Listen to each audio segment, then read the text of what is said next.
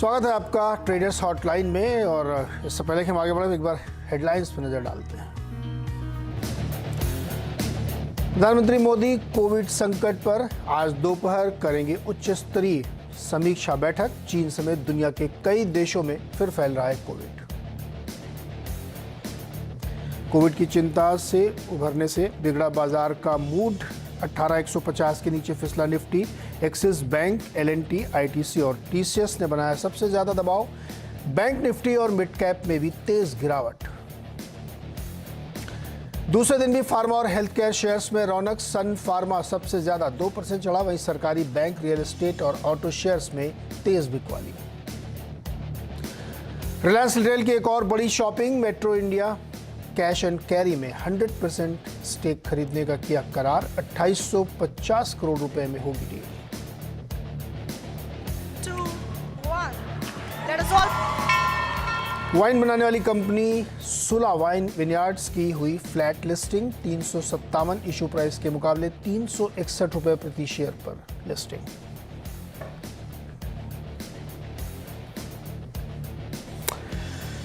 बाजार में नजर डालिए। एक गिरने वाले के सामने 7 से ज्यादा शेयर्स वीक हैं। एडवांस डिक्लाइन काफी कमजोर है। 328 सामने 2538, इस तरीके का एडवांस डिक्लाइन है। और बाजार में हैवी प्रेशर आप कह सकते हैं। ऊपरी स्तरों से अगर आप देखेंगे तो बहुत तेज गिरावट देखने को मिली है। और इस वक्त भी निफ्टी करीब 40-42 पॉइंट नीचे है।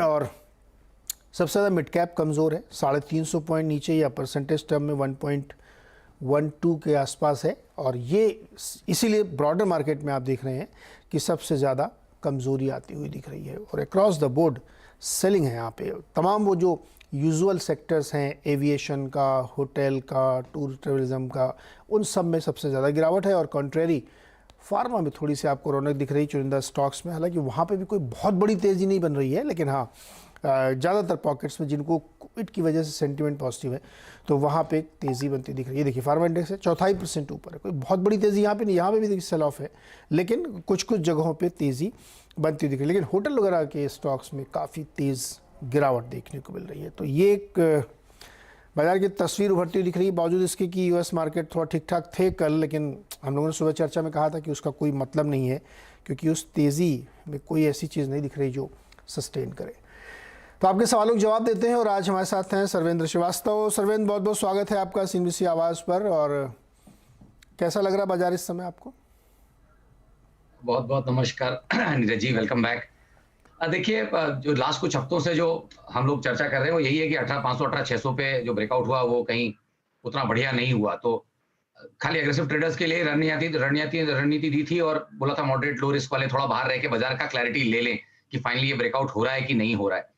तो अभी तो मोटा मोटी निफ्टी में समझ में आ रहा है कि देखिए ब्रेकआउट तो क्लियरली फेल हो गया। ब्रेथ ने साथ नहीं दिया, ये हमने ऊपर में पॉइंट आउट किया था। वॉल्यूम्स थोड़े इनिशियली थे और बाद में अब नहीं रह गए। और अब जब नीचे की तरफ बाजार रुझान पकड़ रहा है तो कुछ वॉल्यूम्स बढ़ रहे हैं, ये एक चिंता का विषय है। और मेरे हिसाब से अब ये मैंने सोचा था कि 18,200 18,600 की ये रेंज है, एक डिसाइसिव है और अपर एंड की तरफ उछालों में बेचना चाहिए। बट वो उछाल कल आया 18,500 तक का, बट 18,600 वाला ट्रेड उतना वहां उस रेंज तक पहुंचा नहीं। तो 18,500 18,600 की रेंज में जिन्होंने इनिशियली नीचे की रेंज में जिन्होंने शॉर्ट किया एग्रेसिव वालों ने, उनके ट्रेड्स बने रहने चाहिए मेरे हिसाब से। बट अब अगर आज 18,150 के नीचे, 18,130 के नीचे अगर हम आज डिसाइसिवली स्पॉट में बंद करते हैं किसी कारण से, तो आई थिंक ओवरऑल ट्रेड भी फिर नेगेटिव हो जाएगा। और फिर मेरे हिसाब से जो moderate and low risk players भी हैं जिनको थोड़े बेट्स लेने हैं, उनको फिर शॉर्ट साइड में बेट्स लेने चाहिए। तो आज का दिन क्रिटिकल है, बट अब ऐसा लग रहा है कि थोड़ी मुश्किलें बाजार की यहाँ से बढ़ सकती हैं। निफ्टी अगर नीचे में 18,130 तोड़ देगा तो रुझान फिर नीचे का हो जाएगा। 18,100 तोड़ देगा तो 18,130 जी, उसके नीचे बंद अगर आज आ गया तो मेरे हिसाब से फिर नीचे के दायरे खुल जाएंगे। एग्रेसिव वाले तो शॉर्ट रह सकते हैं जिन्होंने पुलबैक्स में शॉर्ट किया हो, क्योंकि यही हमारी राय थी कि उछालों में बेचे।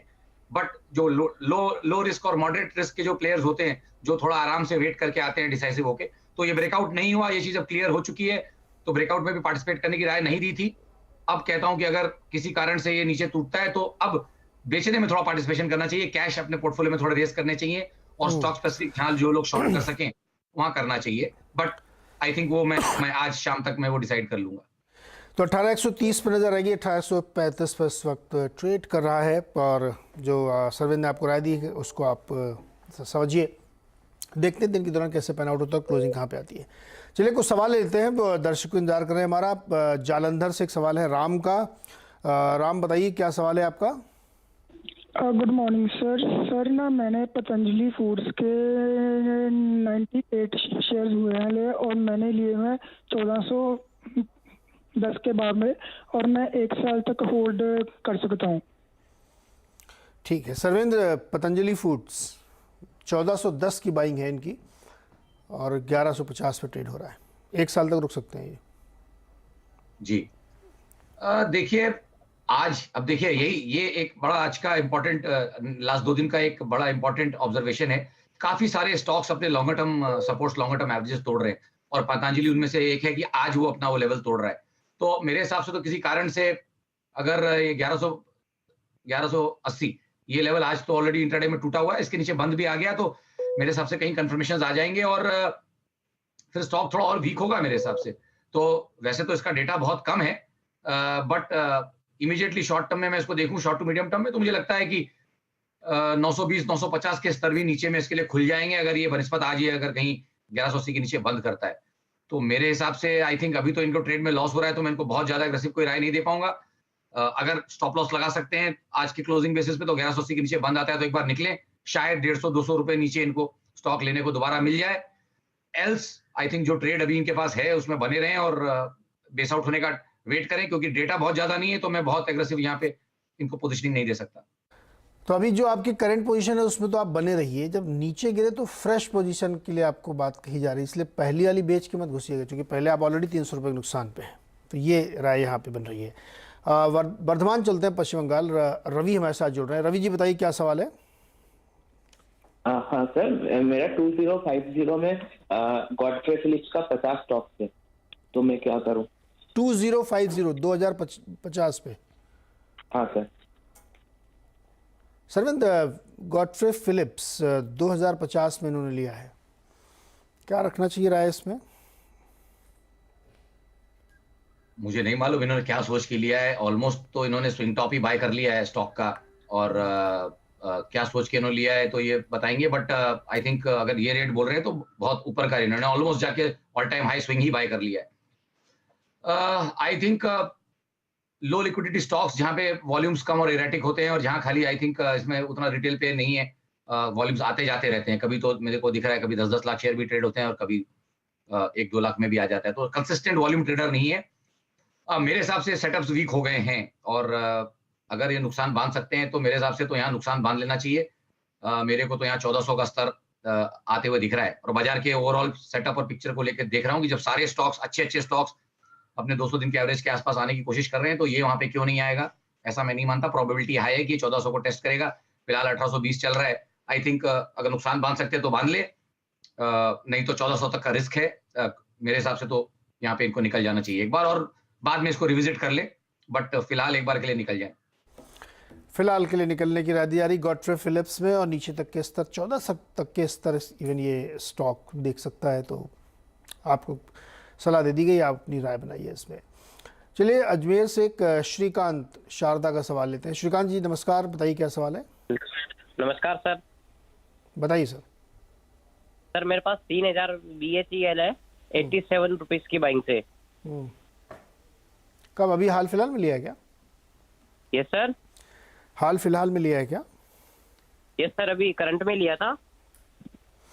ट्रेडिंग के लिए लिया था ना सर, लॉन्ग टर्म के लिए रखा था इसको। अच्छा लॉन्ग टर्म के लिए। सर लॉन्ग टर्म के लिए BHEL कैसा है, 87 रुपये खरीद रखा है।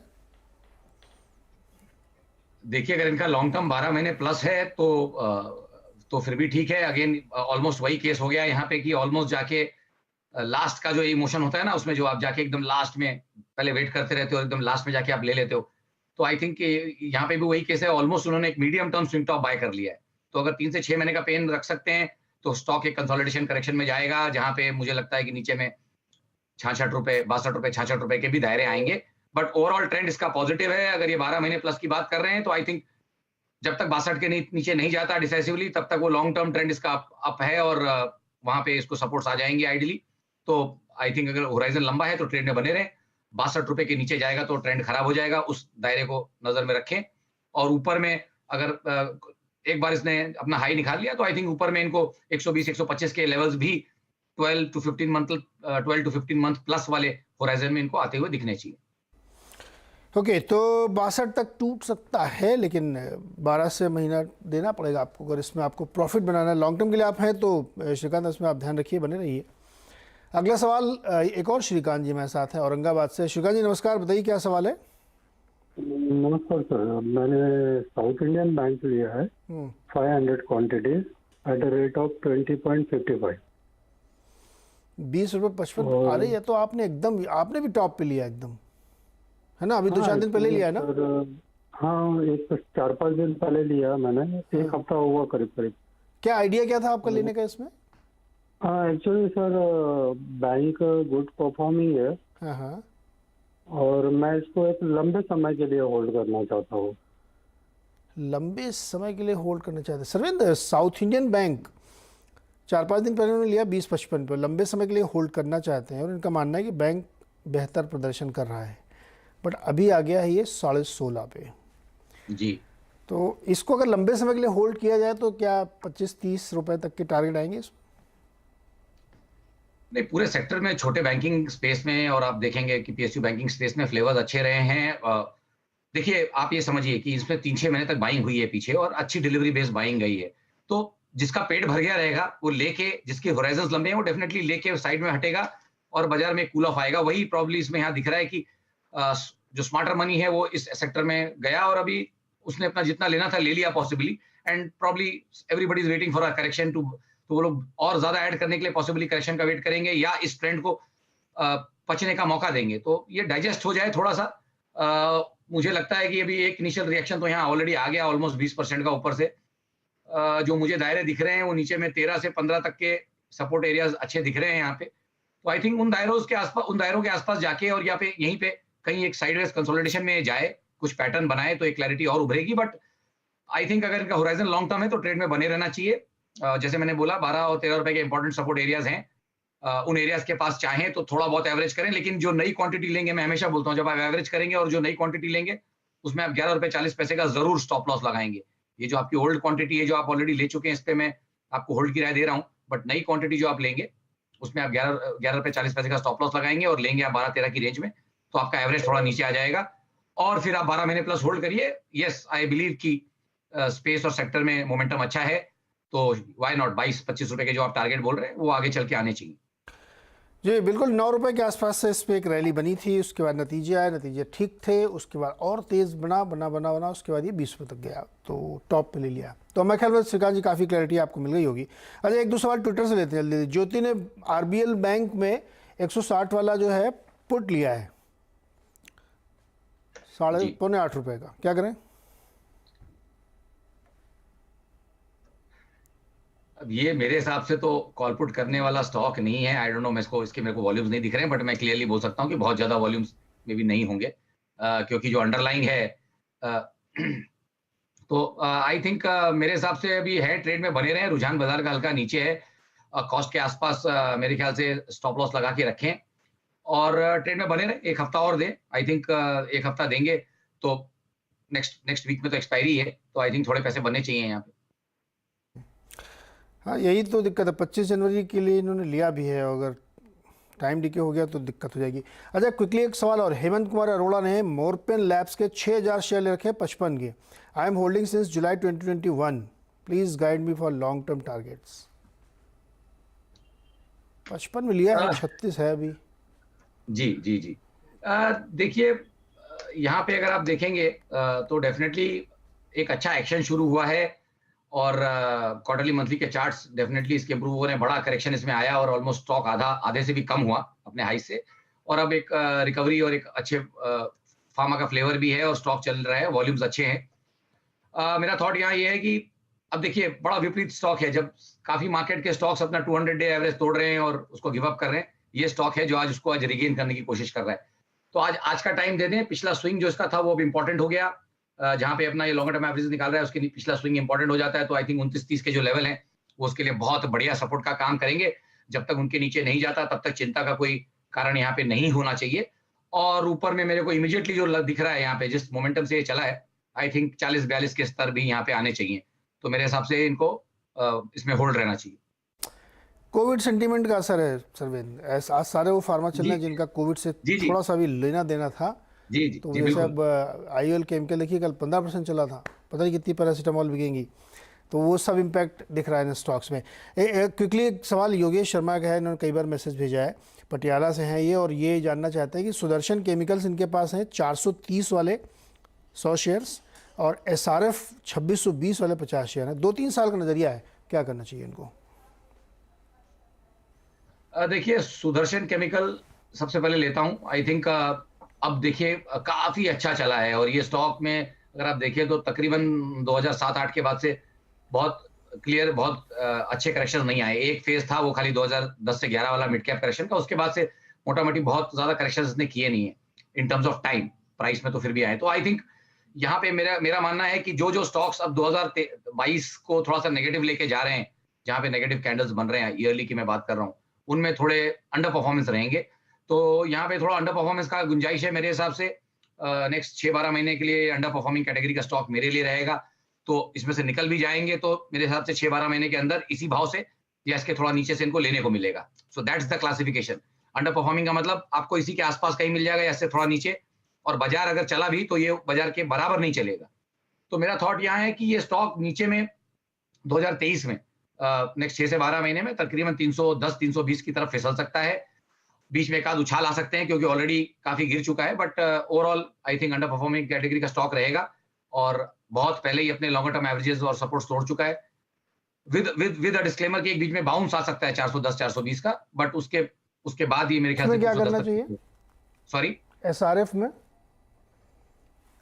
एसआरएफ में भी आई थिंक सर थॉट यही है। यहाँ पे भी मुझे लग रहा है कि एक करेक्शन इसका भी थोड़ा और ड्यू है और थोड़ा पेंडिंग है। वैसे तो पीछे से मल्टी मंथ करेक्शन करके आ रहा है। मेरे हिसाब से 2021 के स्तर भी यहाँ पे आएंगे, तो अगर बेच के निकल के नीचे में ले सकते हैं तो अच्छी बात है, नहीं तो होल्ड रखें।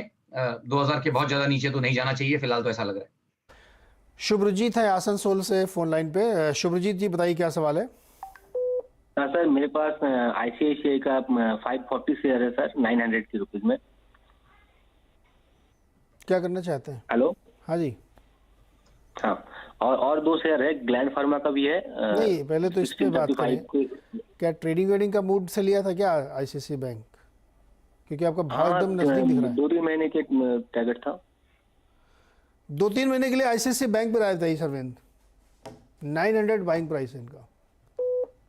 देखिए 2-3 महीने के लिए पूछेंगे तो अभी तो 10 रुपए का ही नुकसान है। मेरे हिसाब से तो स्क्वायर अप कर देना चाहिए। जहां पे बाजार में ही ये लीडिंग स्टॉक है, बाजार में कलर हल्का सा नेगेटिव है, बाजार के साथ जाएगा और ऑलरेडी आउट परफॉर्मिंग कैटेगरी का स्टॉक है। बैंक निफ्टी ने बहुत आउट परफॉर्म किया है लास्ट कुछ हफ्तों में, तो आई थिंक कभी ज्यादा नुकसान नहीं है। ट्रेडिंग का बेट है तो निकल जाना चाहिए, क्योंकि ऑलरेडी आप देखिए lower top lower bottom formations, पीछे के स्विंग टूट रहे हैं, सपोर्ट्स टूट रहे हैं, तो कोई औचित्य नहीं है ट्रेडिंग पोजीशन में रहने का, तो निकल जाए। ओके, और ग्लेनमार्क में? देखिए फार्मा में तो रुझान, जैसे मैंने बोला, फार्मा में तो रुझान भी अच्छा है। ग्लैंड फार्मा बोला इन्होंने, ग्लैंड फार्मा। अच्छा, ग्लैंड फार्मा बोला है। हाँ। ग्लैंड फार्मा में भी आई थिंक मेरे रेगुलर कवरेज का स्टॉक नहीं है, बट आई थिंक बहुत ज्यादा पिट गया है। यहाँ से कुछ नई राय तो मेरे हिसाब से नहीं बन रही। मैं इसको अवॉइड करना चाहूंगा। ओके, एक क्विकली एक सवाल लेते हैं। सौरभ शुक्ला का सवाल है, इन्होंने लिया है सन फार्मा, आज ही खरीदा है 1026। दिखाइए भाव जरा। सन फार्मा क्या भाव चल रहा है आजकल? 10.17 चल रहा है। 1026 पे इन्होंने, चार्ट में देखिए 1026 कहाँ बना, एकदम आज के टॉप पे ले लिया इन्होंने। 2300 शेयर खरीदे जी, आज के गैप अप में इन्होंने शायद लिया है। हाँ। बट देखिए फार्मा में मैं यही बोलूंगा कि करेक्शंस इसमें तो ये आउट परफॉर्मिंग कैटेगरी का स्टॉक है, बट अभी तक इसमें ट्रेंड डिके के साइंस नहीं है। तो medium term, short term, long term setups आप देखें तो अच्छे लग रहे हैं, कोई और अगेंस्ट द मार्केट चलने का पोटेंशियल है इसके लिए। तो आई थिंक अब इन्होंने ले लिया है, तो ट्रेड जब ले लेते हैं तो मैं हमेशा यही राय देता हूं कि भाई अब आप ट्रेड ले चुके हैं तो आप और अभी ताजा आपने लिया है तो इमीडिएटली उस पर आप शक करने लगेंगे, वो अच्छी बात नहीं है। मेरे हिसाब से यहाँ पे 1000 रुपीज के नीचे की स्टॉप लॉस जरूर लगा के रखें, लेकिन 998 का एक स्टॉप लॉस बना के रखें।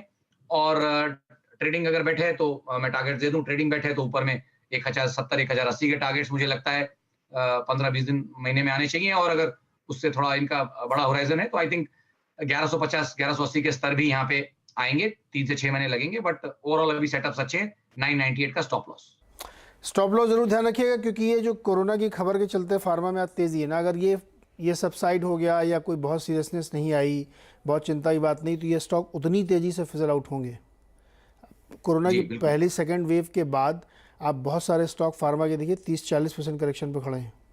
तो आप ये जो गैप अप पे जाके खरीदते हैं सन फार्मा, उसके बाद आपको लगता है कि यहाँ से बहुत बड़ी रैली आएगी, तो स्टॉप लॉस ज़रूर बहुत ध्यान से लगाइएगा, वरना आप लंबे फंस सकते हैं इसमें, ये ध्यान रखिएगा।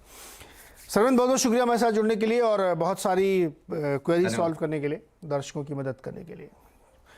मार्केट का हाल इस समय ताज़ा 250 पॉइंट करीब नीचे सेंसेक्स, निफ्टी 60 और मिड कैप में गिरावट और बढ़ती जा रही है, 450 पॉइंट हो गया। अब एक के सामने गिरने वाले शेयरों की संख्या लगभग 10, ये देखिए 275 और 2611, इसको कहते हैं ब्रॉडर मार्केट में सेल ऑफ। तो ध्यान रखिएगा, ट्रेड बना हुआ है तो स्टॉप लॉस बिल्कुल भूलिएगा मत, सामने चिपका लीजिए स्क्रीन पे। बहुत बहुत शुक्रिया हमारे साथ जुड़ने के लिए। छोटा सा ब्रेक के बाद खिलाड़ी नंबर 1।